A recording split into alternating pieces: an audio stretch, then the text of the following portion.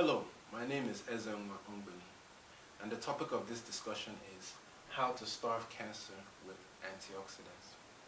Now, cancer is a devastating disease, but it is by no means invincible.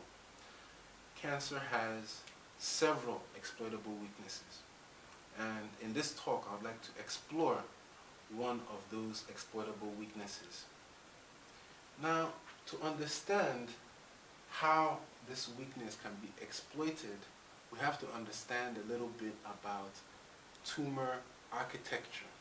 That is, its structure or its structural elements and its functional elements.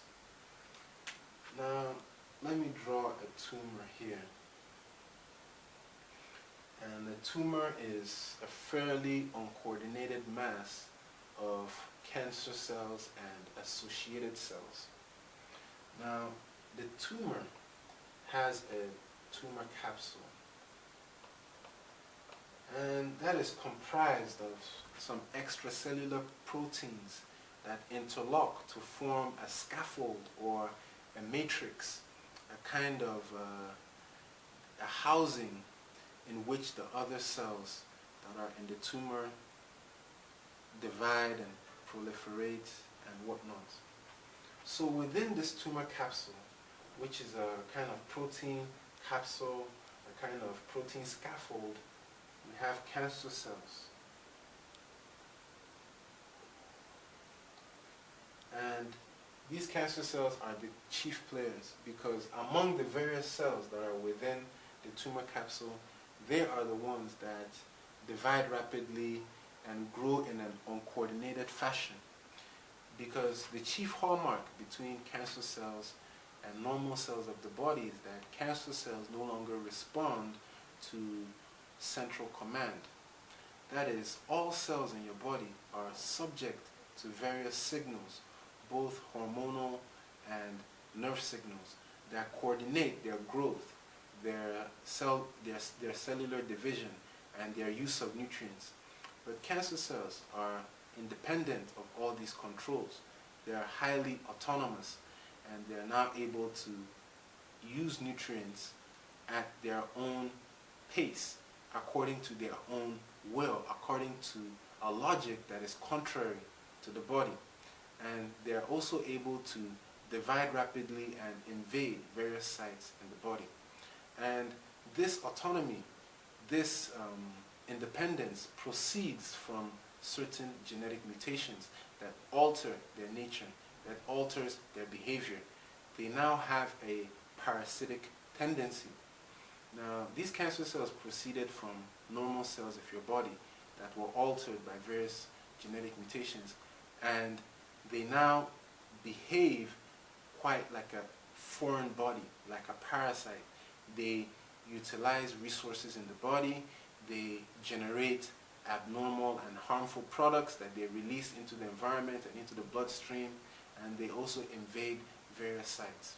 And they have cycles of growth and invasion, and they're now able to form colonies in various organs throughout the body where they disrupt the operation of those organs, and they also disrupt the fine chemical balance in the body due to all the abnormal proteins and abnormal hormones and other metabolites that they synthesize and release into the bloodstream. So they disrupt the whole body, and they essentially eat you alive because they are metabolic monsters in the way they hegemonize resources in the body or seek to monopolize resources in the body. So, talking about the tumor capsule and the tumor microenvironment, we have cancer cells, and then we also have blood vessels. Blood vessels, you have arteries and veins, or possibly arterioles and venules based on the size of the blood vessels that are supplying the tumor. And of course you have a capillary network within the tumor itself. Arteries and venules, essentially blood vessels that supply these cancer cells.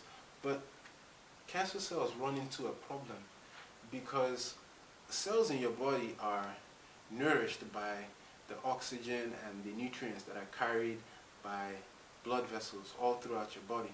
But normal tissue is highly organized. There is no random event in normal tissue because all cells respond to signals and they behave accordingly in response to the signals that they receive. And their growth is according to a master plan, and that master plan is in the genetic information. Now, cancer cells don't grow in that coordinated fashion. They have this incoherent architecture, and that also affects the vasculature. That is, how effectively the blood supply of the tumor is able to supply nutrients, supply oxygen, and carry away waste. So it has a very inefficient vasculature. And cancer cells are therefore unable to gain enough nutrients simply from their blood supply. And there are various studies on a class of drugs called anti-angiogenic drugs. Now, angiogenesis is the process of developing additional blood vessels. That is the growth of blood vessels. And they have found that these anti-angiogenic drugs are not able to really stop the growth of cancer cells. So what we learned from that is that cancer cells do not rely so much on their inefficient vasculature. That's why even if you stop the growth of additional blood vessels into a tumor, and that's the mechanism of action of an anti-angiogenic drug, you still have growth and cell division of the cancer cells. So how do cancer cells obtain nutrients in the tumor microenvironment? How do they thrive? How do they divide rapidly and gain enough resources to power their escape from the tumor microenvironment and spreading to other distant sites in the body? All that requires a lot of energy, a lot of nutrients. So how do they source it, if not from their blood vessels? Because clearly we see that it's not from the blood vessels. So let me draw another diagram of a tumor where I'll just focus on two players within the tumor. Within a tumor, there are various types of cells. There are even immune cells, such as the macrophage and other immune cells. But there are two chief cells I would like to focus on: the cancer cell and another cell called the fibroblast. Because remember, the tumor is within an extracellular matrix of fibrous proteins and other carbohydrate structures that associate with these proteins that forms the tumor microenvironment. And it's the fibroblast that builds and maintains this protein scaffold, this microenvironment. So they're an essential part of the structure of any tumor. And these fibroblasts are not cancerous. These are normal cells, but they just happen to be associated with the cancer cell within the tumor. Now, cancer cells are unable to acquire nutrients from the blood supply due to the incoherent and inefficient vasculature that occurs within tumors. It's just not efficient enough to supply cancer cells, especially due to the fact that they're metabolic monsters. So what cancer cells do is that they induce oxidative stress in fibroblasts. So what is oxidative stress? Cancer cells release a stream of reactive oxygen species, here written as ROS, reactive oxygen species. Now, reactive oxygen species are just highly toxic molecules that essentially destroy any molecule that they come in contact with. So this stream of reactive oxygen species damages the membrane of the fibroblast. It damages intracellular components, both enzyme systems. It disrupts their genetic material, their DNA, their RNA, disrupts other machinery that is within the cell. And that damage creates oxidative stress. Now, reactive oxygen species is quite interesting because all cells produce reactive oxygen species. It's a byproduct of energy generation in cells. Just similar to how you have a diesel generator. A diesel generator runs on fuel, diesel, and it does work and generates electricity. But it also generates a waste byproduct, carbon dioxide and other noxious fumes. Similarly, in all cells, we have power plants called mitochondria, and they use fuel such as glucose or fatty acids, and they generate energy, this time chemical energy, in the form of ATP, adenosine triphosphate, but they also generate waste byproducts, and the waste byproducts of mitochondria are ROS, reactive oxygen species. So these are normal byproducts of cells in your body, and they also serve some other functions in your body. But in this instance, the cancer cell generates such a high amount, so it's a huge surge of these reactive oxygen species that overwhelms the fibroblasts.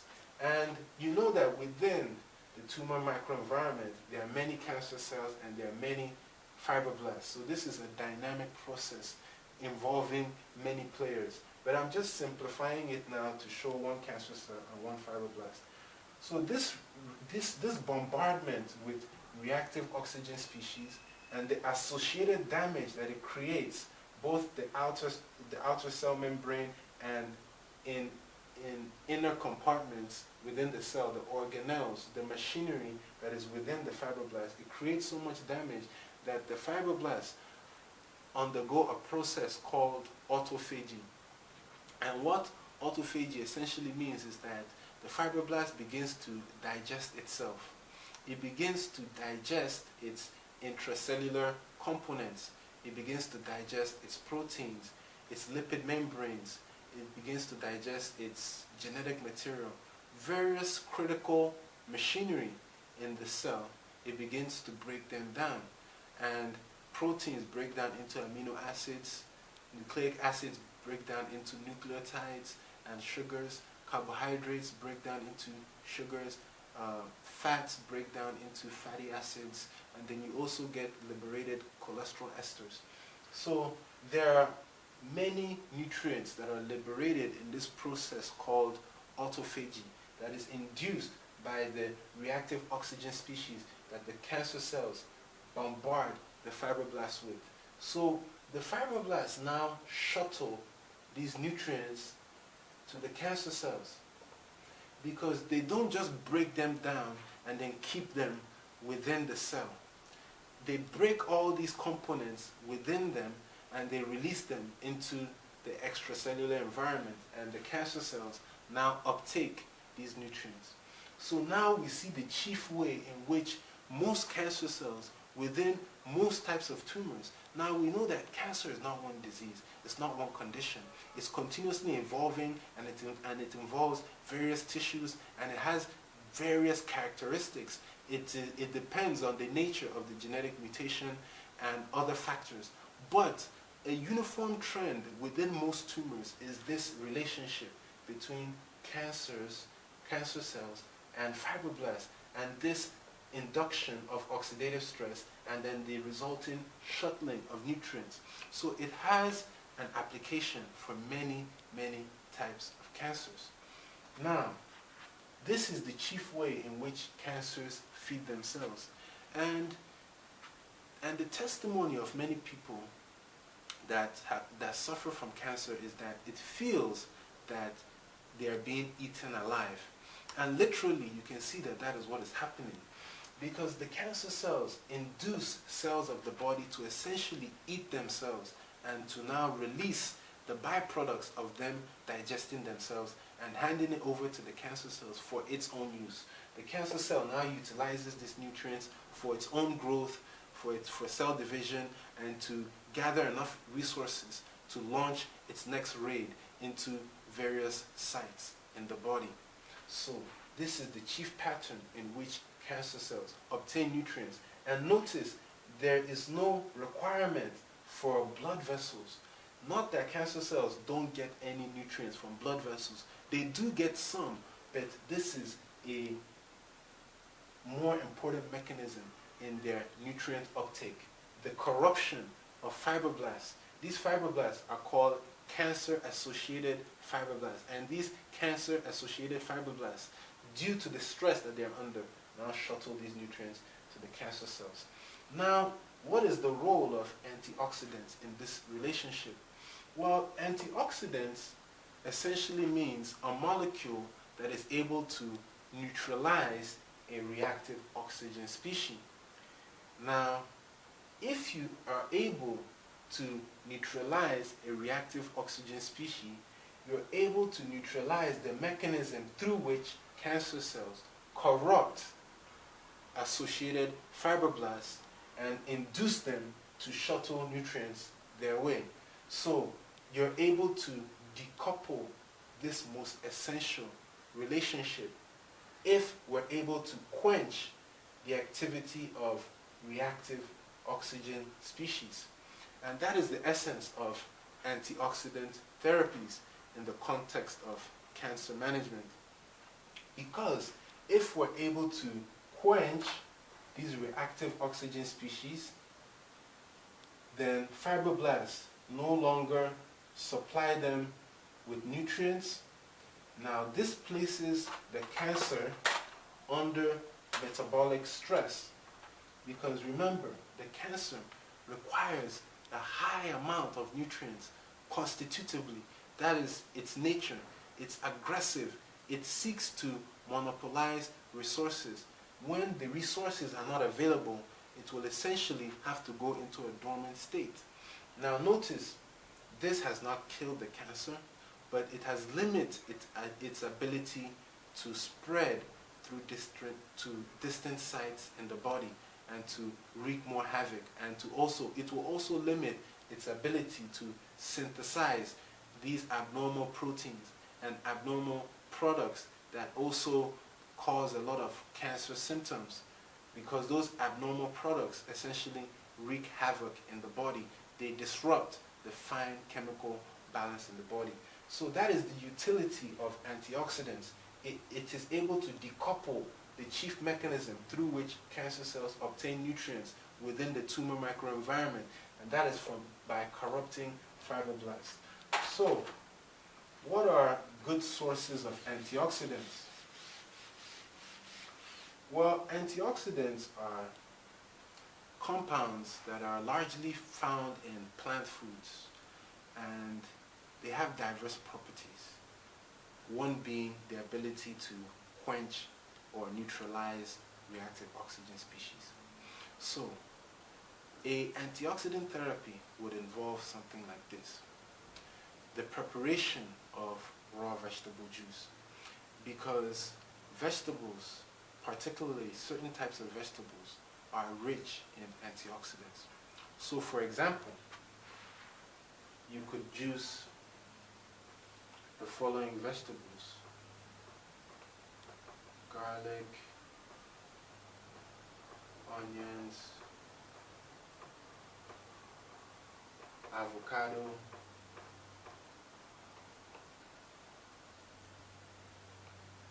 carrots,